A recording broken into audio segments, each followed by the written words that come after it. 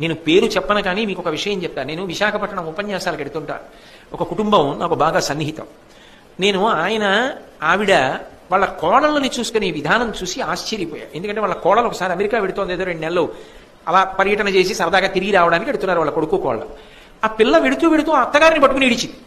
అత్తయ్య 2 నెలలు నిన్ను విడిచిపెట్టి ఉండలేను అత్తయ్య, ఆయన రమ్మంటున్నారని వెళ్తున్నాను. నాకు ఆశ్చర్యం వేసింది, ఏమిటి కోళ్ళ అత్తగారిని పట్టుకుని ఏడవడం ఏమిటి, 2 నెలలు ఉండలేని అత్తయ్య అని చెప్పి ఆ రోజు వాళ్ళ ఇంట్లో నేను పలహారం చేస్తూ ఆయనతో అన్నాను, అయ్యా బహుశా మీ అమ్మగారు మీ భార్య గారిని చాలా ప్రేమతో చూసి ఉండాలి, అదే సంస్కారం మీ ఆవిడకి కూడా వచ్చింది, కోడళ్ళని అంత ప్రేమగా చూస్తున్నారన్నాడు.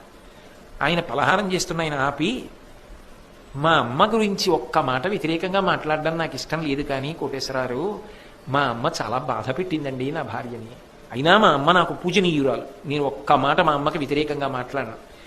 నా భార్య ఎప్పుడు ఒక మాట అనేది, నా కోడళ్ళు మాత్రం ఇలా బాధపడకూడదు, వాళ్ళని గుండెల్లో పెట్టుకు చూసుకుంటానని. అందుకే నా కోడళ్ళని మాత్రం నా భార్య ఒక్క విషయంలో కూడా బాధ పెట్టదండి అన్నాడు.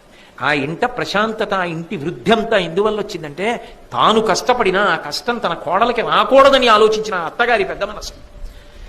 అక్కడే కాదు, ఏ ఇంట అయినా గొప్ప ప్రశాంతత సాధారణంగా దేని వలన వస్తుంది అంటే ఆ ఇంటి ఇల్లాలి గొప్పతనం.